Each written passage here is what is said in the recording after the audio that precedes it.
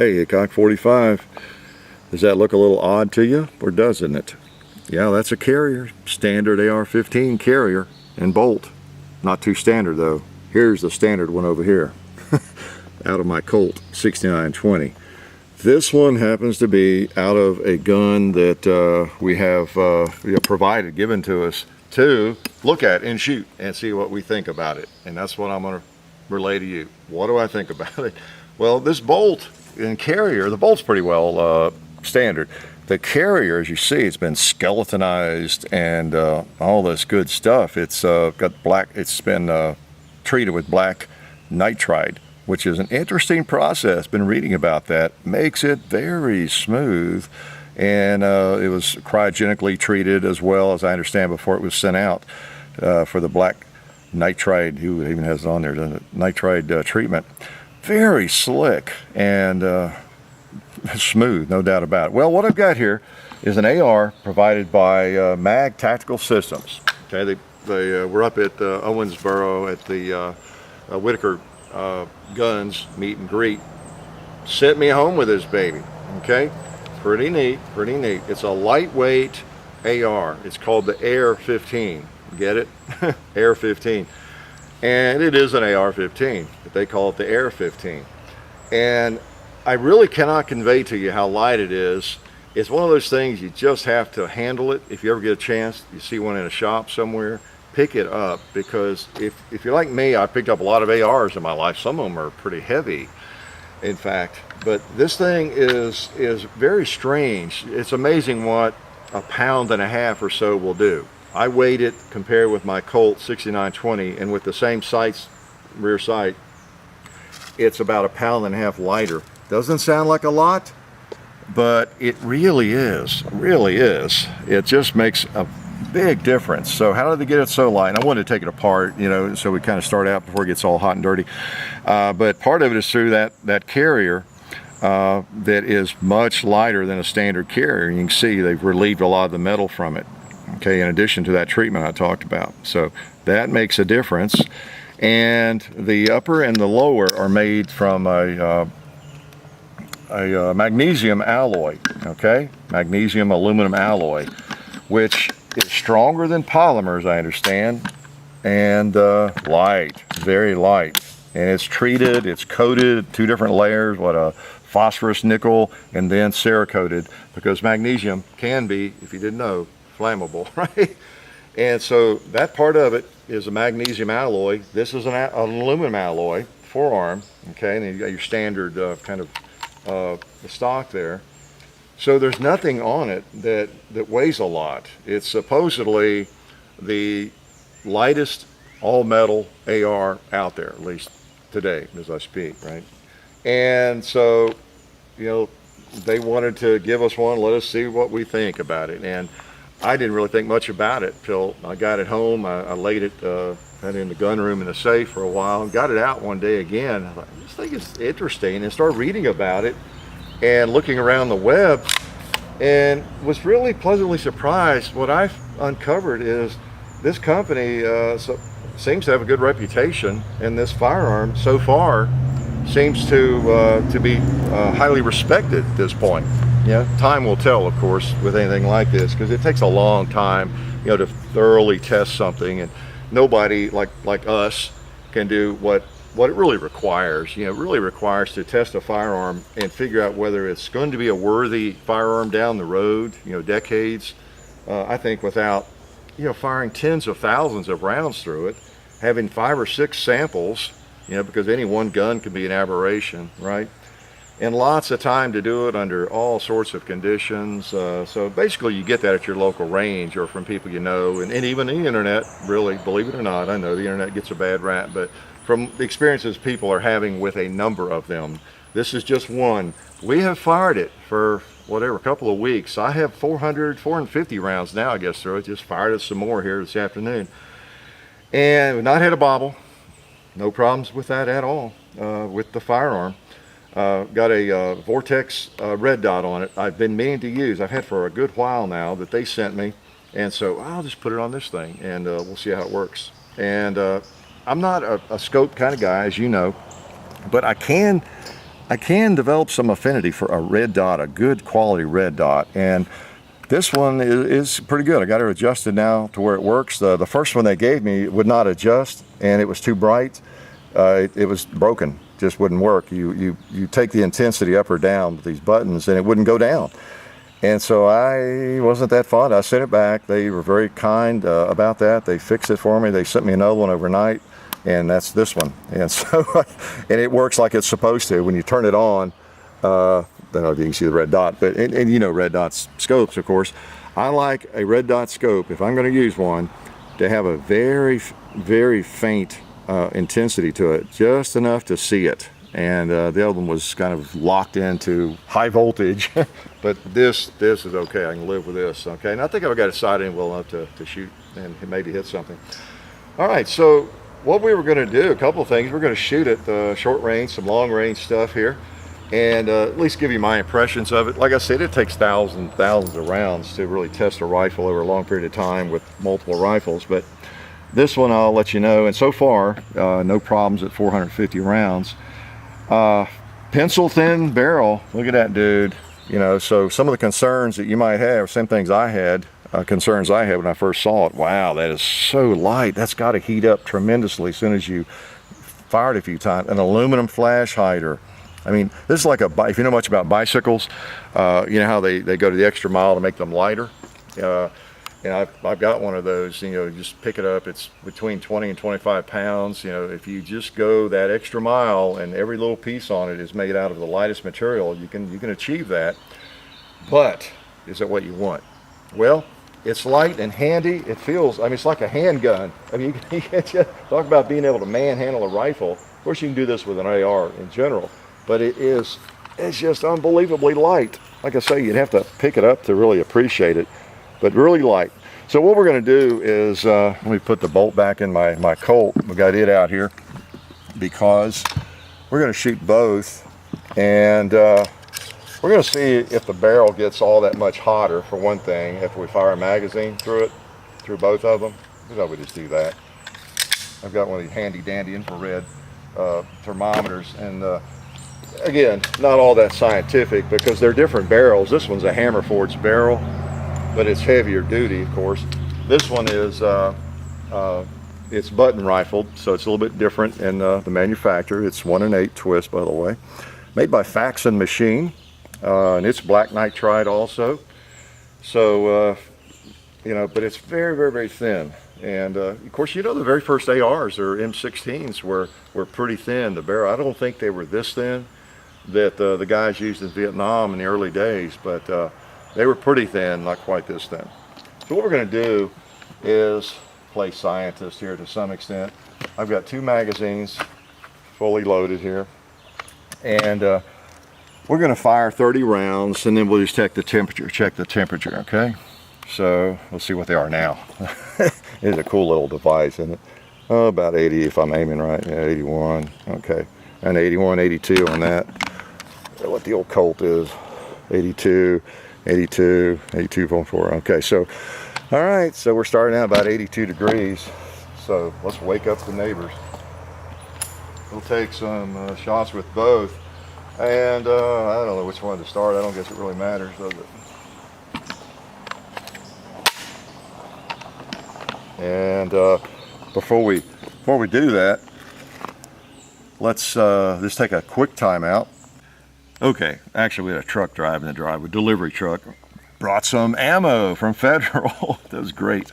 Some 30-06 we've been shooting up so much of. But anyway, so back at it here.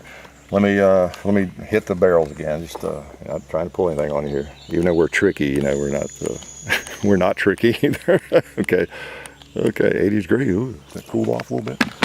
Let's see, on the Colt, we got 82. 81, 82, 82. Okay, so we're in that neighborhood. All right.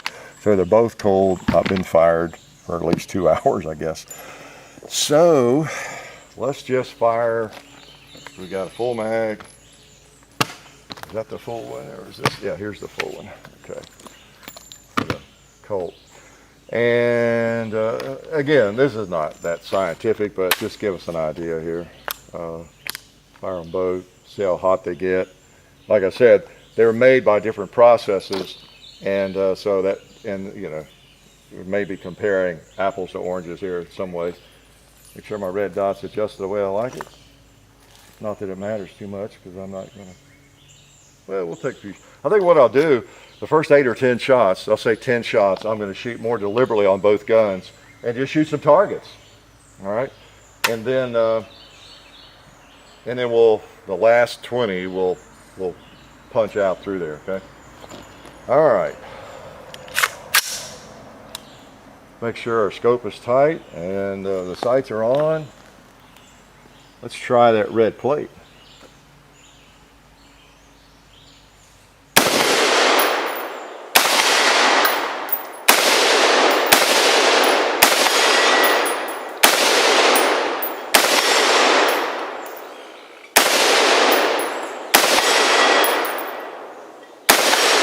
I think that's about 10.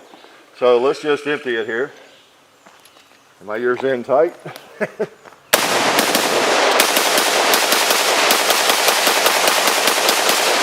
Alright. Smoke a little bit. I lost my cover off the scope. I noticed those tend to fall off. Might need some super glue for that.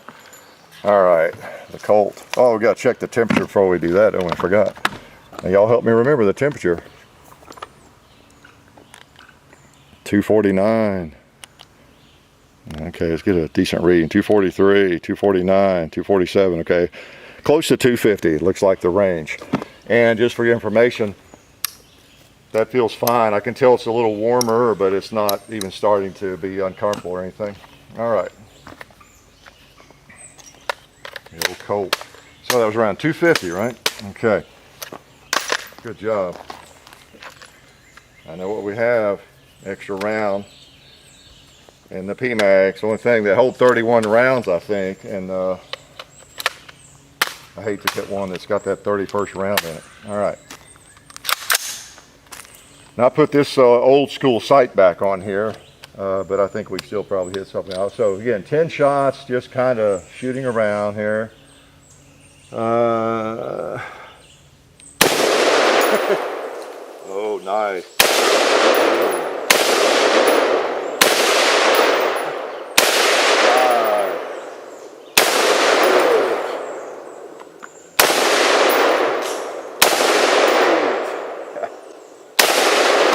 Oh, 9. Let's try the red plate on number 10. I don't know where to hold anymore with this. Okay, now let's put 20 out through here. Or, yeah.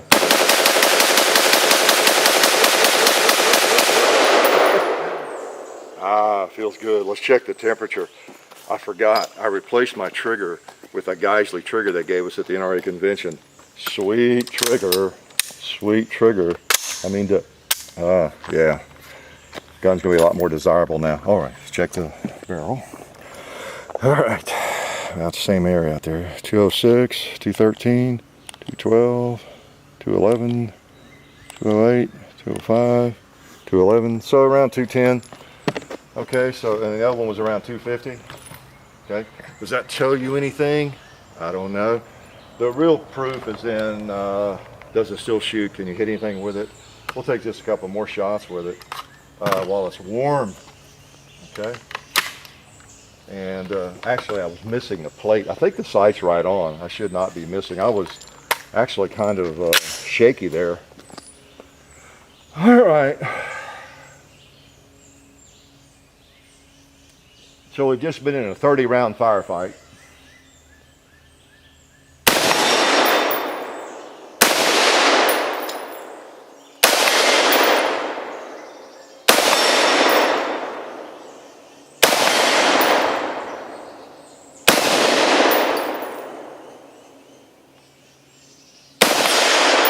Try that 2-liter up there by the gong.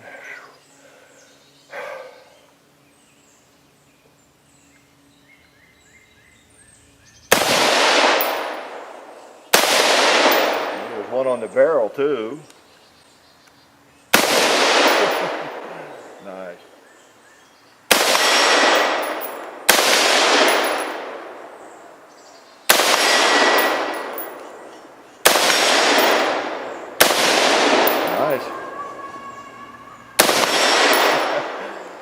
Feels good, I tell you. I don't know how many I fired there, but you can probably count them. Let's check the temperature again. Clear. Let me hold it out here. Yeah, still feels all right. 260. Ooh, we got it warmer. 221, 271, 273, 269. So around 270 looks like. So we got it a little warmer. It's okay. So I've heard of people with carbon fiber forearms and these really lightweight guns that just getting too hot to handle after you fire it. They do a 3-gun match, maybe 50, 60 rounds. So I wanted to keep tabs on that for you. Okay. I'm not sure what all the purposes might be for this gun. Possibly 3-gunners. I understand those guys like to have a firearm that it handles well, you know, quick to maneuver and all that, and easy to carry and that kind of thing. So I know that might be a possibility there. But okay, so that's pretty cool. And now we've entered our mag. One thing, well, of course, we appreciate Federal sending us ammo. Y'all know that. They send us a lot of ammo. So today, a few minutes ago, as we speak, got some Federal. These are some of those nitrogen-packed rounds we thought we'd load up into a magazine. And before we move on, we're going to do some more shooting with this thing. Let me drag this thing over here. You've seen this. We've had this for a good while. You know the little magazine loaders I use, the Maglula, that I discovered after all this time. This is from them too, and it's for loading AR-15 mags. And when I got this thing, I thought, what in the world? How does that work? And I figured it out, being the genius I am. So you get all your little rounds in there like that. You put a magazine, preferably an empty one, right here. Watch this. Is this cool or what? Even I can use it. So anyway, we got some more ammo. And what we're going to do is we'll probably cut, because we're going to go up and we're going to take some shots across the hill, and we'll check the temperature on the barrels too, because we want to shoot the thing a fair amount and see what about that pencil thin barrel. And we feel like that's one of the major issues. Just the fact that the thing is like a potato chip. It weighs nothing. And you know, it's one thing to make a really light gun that works okay, but if you've got a really light gun that is not very practical or useful, you know, who wants it? So we're going to test it some more. Still no malfunctions or anything. All right, so we're going to go up on the hill and take some shots at 230 yards. So I'm going to tax my brain again and my eye and my steadiness. Okay, so come along with us. Okay, as I said, we're going to take some shots at 230 yards with it. I've backed up here to where we can see the targets on the far hill, second hill over there. And I'm just going to take a couple shots. Let's check the barrel temperature here before we start. We just kind of walked up here. Walked a minute. 147, 149, 144, 141, 148. So we're in the neighborhood of 150 again. All right, so it's rather warmish in a lot of ways. Okay, we're opened up and ready to go. Okay. Oh. I'll tell you, I don't know at long range if it's not easier to hit with a heavier gun, to tell you the truth. Here I am making excuses. All right, we're going to shoot that plate. I think it's a 12-inch plate over there. We're going to shoot at it. And the sad thing is I know right where to hold because I've hit it. It's just a matter of whether I can get the trigger to break when I'm holding there, right on it.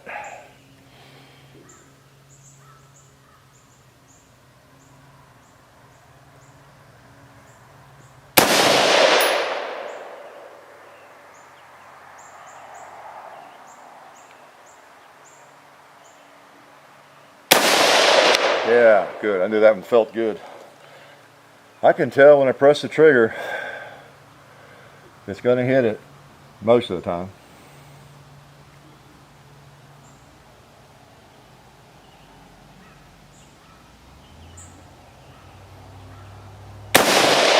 All right. We could have done some bench rest shooting, but I'm not a bench rest shooter. I'm really not. I'll let other people do that.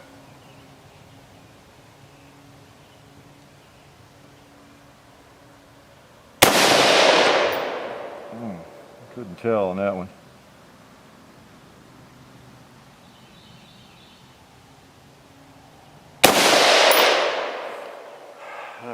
Okay, get a good squeeze now.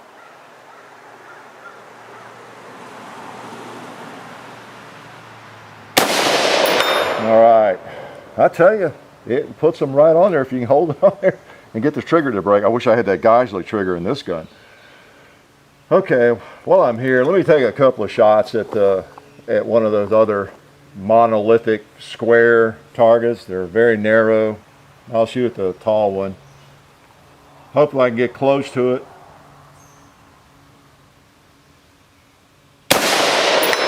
I knocked him down. Okay, I quit. They're actually tough to hit. I might need to get closer. So let's see if we can do that. Well, thought I'd adjust the range a little bit, the shooting range, make the targets a little closer using my legs by walking over here about 100, 150 yards, 120, whatever. We're about 90 yards or whatever. We're at the second, or the chapter 2 spot is where we are now, all right? And again, you've seen probably all the chapter 2s we've done, so it'll give you an idea, and me an idea too, how it does over here. And I don't know if anything I forgot to tell you about it so far. You know, you notice you've got the reinforced pins there. You got the standard thickness on the lower, and they've reinforced that with longer and use longer pins. You know, it's both sides there for that. Again, your magnesium there on the lower and the upper. And let's see. Oh yeah, the trigger and hammer and all that is Teflon coated, as I understand. Anything else about this that I have failed to mention? Got a Hogue pistol grip there, and it seems to do fine with any kind of magazine. I left that, I think that H&K mag over there. We've used P-mags in it mostly. They seems to work in everything.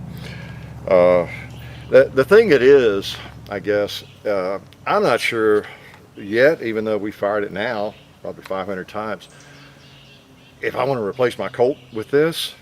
It is just awfully handy and light though. I'll say it is really handy. It works. We've yet to have trouble. Of course, could right now, don't know. But it is very light, and it seems to shoot pretty well, I'll have to say. And what I was going to say, it doesn't seem to be a situation where, you know, anybody with some know-how can always make a product cheaper and sell it for a lower price, or make it lighter. You know, you can make almost any gun lighter somehow, make it out of tinfoil, make it cheap, you know, make it feel like it came from Walmart, make it shoot like it came from Walmart toy departments, what I'm getting at, Mattel. But the thing, it seems like they put quality components in it, and they've done it the right way. It's what it appears. Like I say though, it takes thousands and thousands and thousands of rounds by a lot of people through multiple rifles to really know for sure. The verdict will be out there. You know, the story will be told over a period of time as people shoot them more and more and more and more. But based on my experience so far, it's not bad. And I left it comes with you know, the backup polymer sights, you know, the magpul. I took the rear one off and needed, and by the way, it will co-witness perfectly with that. If my battery died, I just look through that and there it is. It's like a big ghost ring. So that's why I left that on there. It would make it a little bit lighter, you know, without that. So it's under 5 pounds basically without that scope. Okay, I get about 4 pounds 12 ounces. Okay, without that, and even without that, around 4 pounds 12 ounces. All right, they advertise 4 pounds 8 ounces, but I can't get it that light.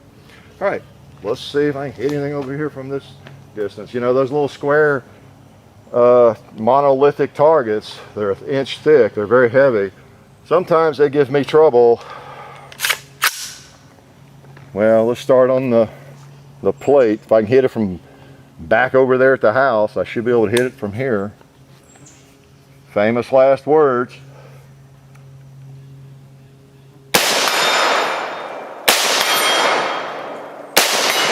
Okay. Let's try the little red plate just for kicks, because he's pretty small.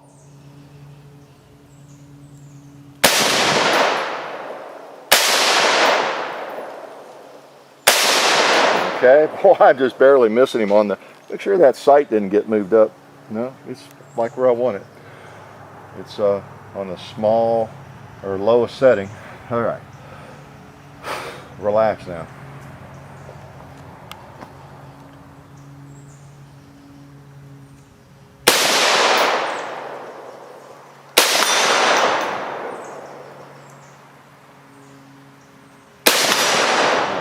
There we go. All right. Let me try a couple of those heavy things. They may not fall even if I hit them. I'll go for that one up on the right.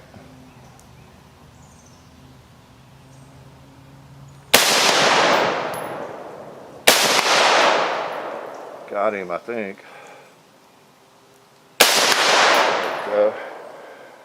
He was a 2-shot kill.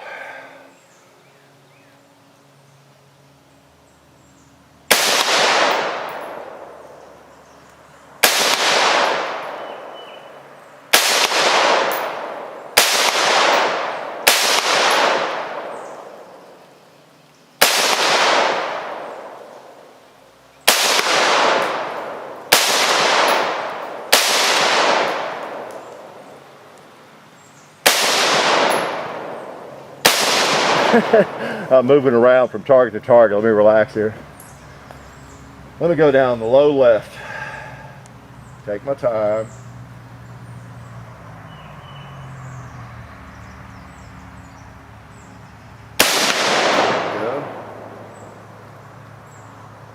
Let's go for the 2-liter.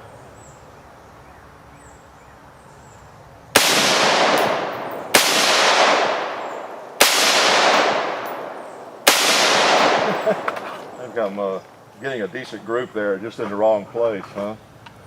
Oh, I know what let's do. Before let's check the temperature. Did I bring brought the gauge over here with me, I think. Yeah, I meant to check before we shot. Forgot. Whoa, 176, 196, 199. Ooh, we're getting all kinds of hot readings there. 215, 208. So it's over 200 degrees. Pretty warm.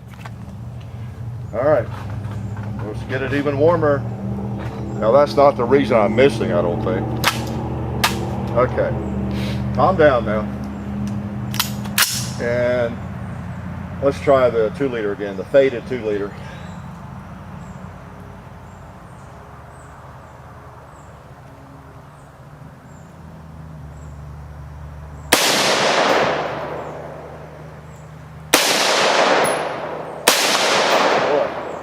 I tell you, if it had a really nice trigger, I would feel like I could hit anything. Try a couple more at those guys up there. Got him, I think.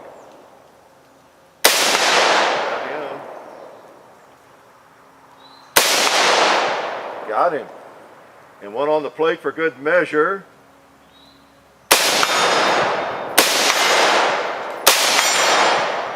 All right. And a couple in the ground for even better measure. So we're clear. Mainly just want to do some kind of practical shooting like I would do, or if I were in combat, I don't know, just shoot the thing, standing, shooting, a little bit distance, up close, rapid fire, a little mix of stuff just to see. So in other words, what I want to know, I really don't care a lot about shooting groups on paper. You probably know that after 5 or 6 years and almost 1,000 videos, don't you? That's boring stuff, and it's not how I'm going to use a rifle. It is useful in determining if something will shoot a 1/2-inch group or a 1/4-inch group, 100 yards, 200 yards, and that kind of thing. Those are groups I can't shoot anyway, standing and shooting the way I shoot, so I really don't care that much. Could be useful though if you're going to war, right? Anyway, I don't know. That's kind of what I want to do with it. Shoot it 400 or 500 times, and then do a lot of the stuff that we normally do, long range, and then over here in chapter 2 stuff on the main range, and just see if I can hit the stuff I normally can hit when I'm hitting well, at least. And then how hot it gets. It's warm, but it's never become uncomfortable at all. It feels fine. It's just amazing how light it is. Yeah. And again, I'm not trying to sell them. We appreciate them sending us one and letting us have one. But if it's junk, it's junk. It doesn't seem to be junk. It seems to be well made. Only time will tell how well they hold up. But the pencil thin barrel, one concern, of course, in such a very light gun. But for anything I would do with one, and probably most people, doesn't seem to be a problem. Doesn't seem to be a problem. So I don't know, you can research around, see what else you can find on them if you are in the market for a really light AR, because this is, from everything I know, supposed to be the lightest all-metal AR-15 out there right now.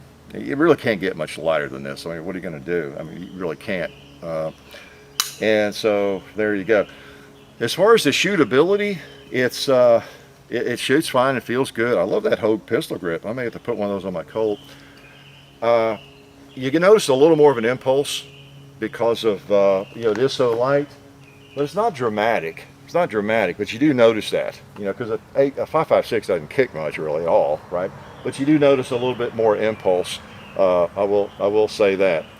And so beyond that, if you're looking for a really light one, that looks like, and they do sell for about $1,400. They're not cheap. It's not some cheap little $600 AR-15. I think they retail for $1,400.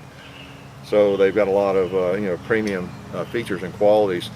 That carrier is pretty interesting. I've had this thing apart and cleaned it 5 or 6 times now, and I can't get over that carrier and bolt every time I take it apart and clean it. It's so smooth, even with the grit on it. It's interesting properties. This black nitride. I'm not big on replacing my bolts and carriers in my AR. Never really have, with the latest chrome plating or anything. But that black nitride looks pretty interesting, I'll have to say, because it doesn't seem like it's stuff that's going to peel off or anything. It just somehow, I think it impregnates the surface, the steel, and it makes it extremely smooth, and it just stays smooth, whether it's dirty or not. So that's kind of interesting to me. But anyway, I'll quit yakking about it. I feel like we've given it a pretty good little run through here in the couple of weeks we've had it, and cannot get it to malfunction. Cannot yet. So I'll keep you posted if we start having trouble with anything. But right now, I have to say it's a pretty cool little rifle that weighs nothing. Life is good.